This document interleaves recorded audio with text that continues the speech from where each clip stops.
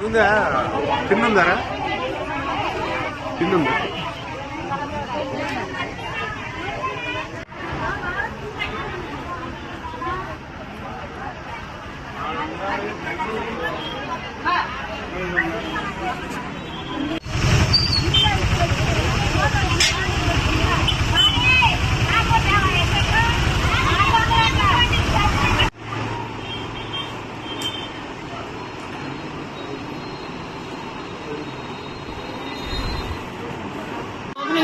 మధుకూరు రామకటం గారిని మా ముసలి గారిని వదిలిపెట్టి వచ్చా వంట లేదు ఏం లేదు చంద్రబాబు నాకు తెలియకి వచ్చి జరుగుతున్నారు.